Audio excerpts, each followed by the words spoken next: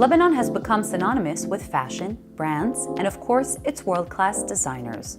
One of its rising stars is Rani Zakhem. Raised in Nairobi, Kenya, Rani's features are heavily influenced by the beauty and colors of Africa, meshed with the splendors of the Mediterranean. Hollywood's leading ladies, including this year's Oscar winner, Allison Janney, have fallen under his charming designs. His dresses can make a woman look powerful, magical, or even ethereal. With his name making its way to Rome and Paris Fashion Week, we sat down with Rani to talk about Lebanon, its designers, and of course, the women that tie it all together.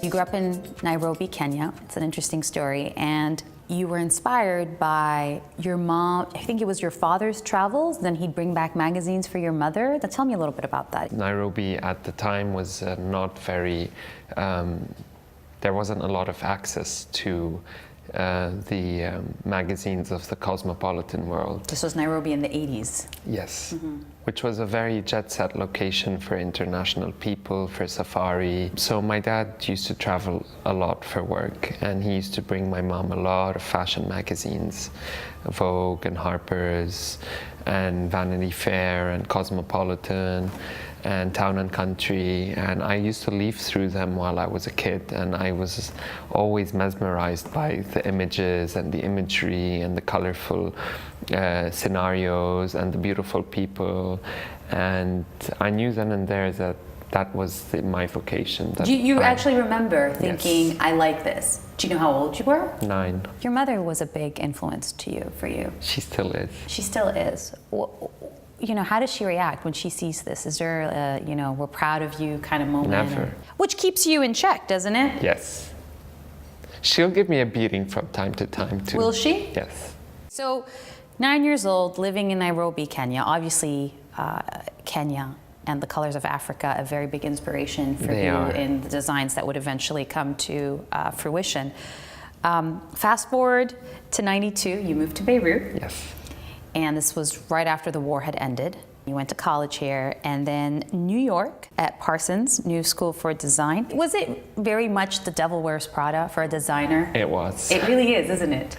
Do you think it shaped you in terms of influence, or it shaped you in terms of who you are? Both, because it teaches you a lot about self-respect and self-discipline, and a lot about meeting deadlines. Yeah, speaking of discipline and deadlines, we talk Rani Zakhem, the designer. It's really also Rani Zakhem, the business, right? Yes. Every time we hear about worldwide designers now, they're mostly Lebanese, which is a great thing for Lebanon. Yes, it is. But for you, especially being young, and you are young, it must be challenging to compete because it's a very competitive industry. It is. I view it as competition, yes, but I also view it as a nice challenge.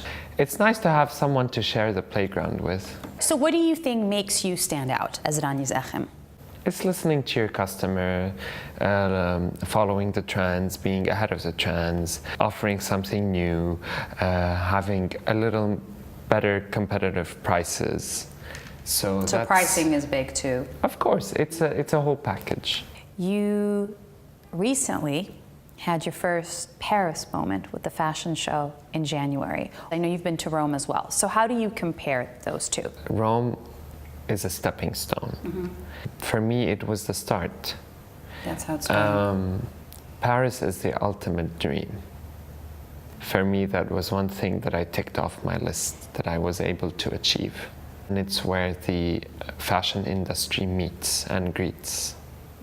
Okay, Paris. Yes. As opposed to any other place. Paris is more for high fashion. Okay. New York and Milan is more for the high fashion that trickles down into mass. When did you ever think, okay, this is my moment, I'm breaking through? Was there a moment that stands out? I think it was when Betty White won her Screen Actors Guild Award, dressed in Rani Zakhem. I mean, of course, she's not the Hollywood pinup anymore that she used to be in the 50s, but she's a Hollywood icon. What about Kaylee Coco in the dress that... That was also a big moment, and it was all over the place. Right. When she wore our millefeuille floral rosebud gown okay. for the Golden Globes. What was the inspiration behind that gown? The fabric, really. The fabric manufacturer showed it to me, and it was love at first sight. And then I slept on the fabric for a couple of months. How does the creativity I just come woke through? up one day and I'm like, this is what I want to do. Does it come to you? How does it work? Of course, sometimes I see a piece of scrap, or I see a drawing, or I dream about something at night, or a woman inspires me because it's, you know, her vision that I reinterpret. And so you use that Yes, of course. to really just kind of put it out there. Yes. There isn't really a methodology. Sometimes I work backwards. Sometimes sometimes I do an embroidery sample, and from that sample the dress comes out. Or sometimes I do a sketch, or sometimes I don't do a sketch. Sometimes I mishmash patterns together. Right, because you never know how people are going to react to it. Yes, I do. The team. So you surround yourself with a good team. Yeah.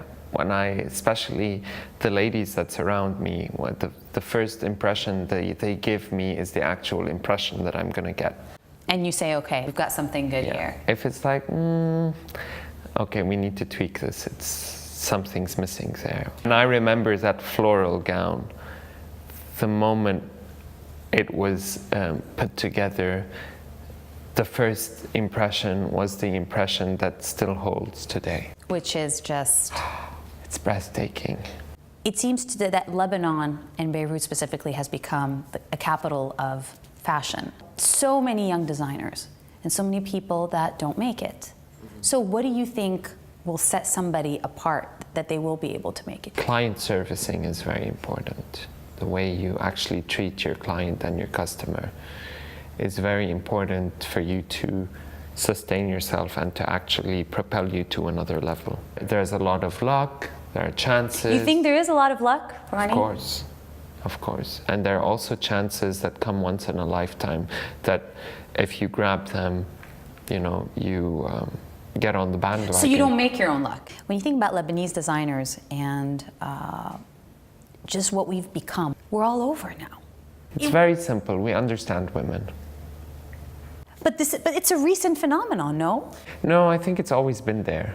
But it became mainstream? It became more mainstream because it's more in the public eye. But Lebanese have always loved the art of living, the art of dressing, the art of entertainment.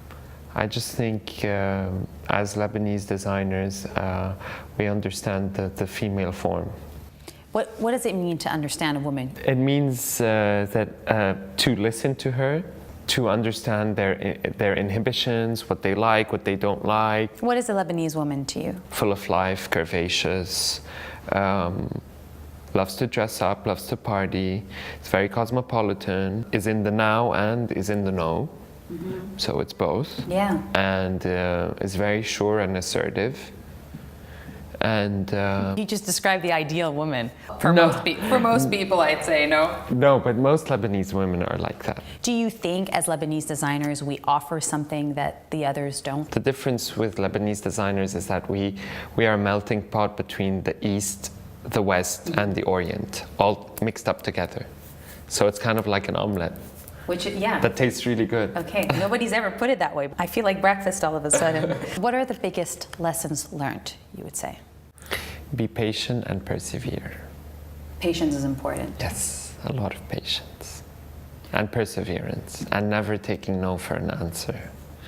You learn from your mistakes. You pay your dues. I mean, if you make a mistake the first time, you learn not to repeat it the second time, and that's how you learn. Are there fears and worries? Always. Always. What kinds of fears? Fears of failure, fears of never meeting expectations, fears of not meeting deadlines. How do you sustain yourself in an industry like this? You just have to stay alert. Work all the time. Because if you think you live on your laureates, you'll slip away. New York or Paris? Paris. For sure? New York. Okay. Audrey Hepburn or Grace Kelly? Audrey Hepburn. Oh. The 70s or the 80s? 80s. Oh, the 80s or the 90s? 80s. Okay. Scotch or wine? Recently Scotch. Oh, we're getting older in age, right? 3 items a woman should not step out of the house without. No chipped nails. Lip gloss. Okay. Hand sanitizer. Okay. A flattering silhouette that would work on every single woman. Fishtail. Really? Yeah. The mermaid? Princess seeming. Your favorite material? Chiffon. Why?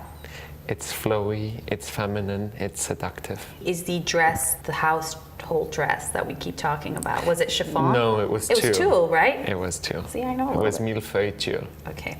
I like the millefeuille thing. We talk about omelette, millefeuille. This is we're about to go hit the restaurant now. Best color for each of the 4 seasons, starting with spring. Can it be the same color? No, don't do that. Okay. Pastels for spring. No, you have to pick a color. Lilac. Okay. Okay. Summer. Summer would be red, because it's red hot. Oh, okay. Winter would be gray. Okay. So you change from black. And autumn would be brown. Okay. So gray, brown, red, and lilac. Okay, we got lilac here. All right.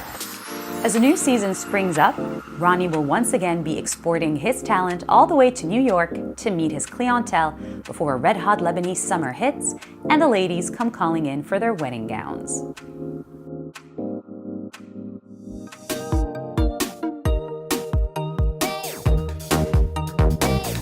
If you like this episode of Why Chats and want to see more, please subscribe to our YouTube channel. Click, click, click!